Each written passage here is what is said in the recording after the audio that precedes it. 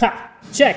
For the last month, I decided to learn how to play chess. Guys, I think I'm stupid. Which is all about humiliating the other player's king. But you know, with pattern recognition and puzzle solving skills, like a true intellectual. Oh my god, I suck. By the end of this journey, I wanna win 3 matches in a row against players ranked above 600 in chess.com. Draws are permitted, but if I lose, it doesn't count. Let's do this. Chess is a game that can be traced back 1,500 years. It uses an 8x8 board, meaning there are 64 squares that alternate in color. The vertical rows are called files, the horizontal rows are called ranks, and go from 1 to 8, bottom to top. 16 white and 16 black pieces are placed on opposite sides of the board. Each side has 8 pawns, 2 bishops, 2 knights, 2 rooks, 1 queen and 1 king. The white pieces always begin the match. The pawn is the lowest value piece on the chessboard. On their very first move, a pawn can move forward 1 or 2 squares. After that though, they can only move 1 square. Pawns can only capture pieces while moving diagonally. If a pawn moves all the way to the opposite side of the board, they can transform into any other piece except for a king. A knight is worth 3 points. It always moves in L shape, 2 spaces in one direction and then 1 space perpendicular, or vice versa. But the catch is that the knight is the only piece in a chess game that can skip over other pieces. Now the bishop is also worth 3 points. It moves any number of squares diagonally in any direction. That means that a player's bishop will always remain on the same square color on which it started. The rook is worth 5 points. It moves any number of squares horizontally or vertically. The queen is the most valuable piece at 9 points. She can move through an unlimited number of squares in any direction, horizontally, vertically or diagonally. Lastly, there's the king, which is the most important piece. The king must be protected at all costs as its capture ends the game. It can also move in any direction, but only 1 square at a time. If neither the king nor a rook have been moved yet, the king can do a special move called castling. To castle is to move the king 2 spaces to the left or to the right, depending on which rook you use, and then the rook will jump across to the other side of the king. That makes it a nice protection barrier for the king. A direct attack to the king is called check. A check means the king is forced to move out of the way or be shielded by another piece, or if possible, capturing the piece during the attack. A checkmate means that the king cannot move without being in check, so a checkmate is the ultimate goal of a chess game. So I decided to build my chess skills with matches against people all around the world, developing attack and defensive techniques alongside vision for the pieces. Needless to say, I lost a bunch of times. I'm gonna place him check and then kill his other rook, so I have the... Oh no, I'm just stupid. Why do you... What?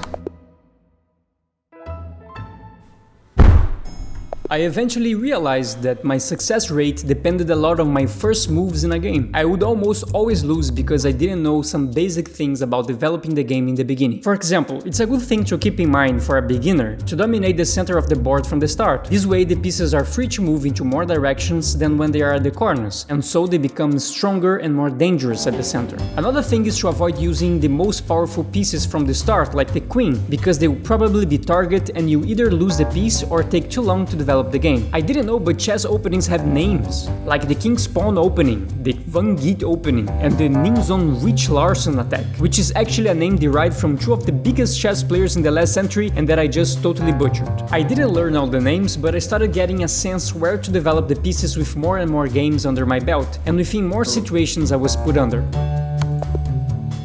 Boom! Yeah! I won a lot of games and I lost even more, but when I reached the 600 score, it was time for the final challenge. The first match was against Omid from Iran. I began with a e4 classic king's pawn, while he responded with a e5 setting up a king's knight, Damiano defense. This was interesting. He developed his pawns in a way that formed a hallway shape that trapped my bishop no matter what I did. At the very end of that hallway though was his knight, so instead of just losing my bishop, I exchanged it for his knight. I went to attack from the right to avoid that hallway of angry pawns and saw an opportunity for a well-placed check with my queen.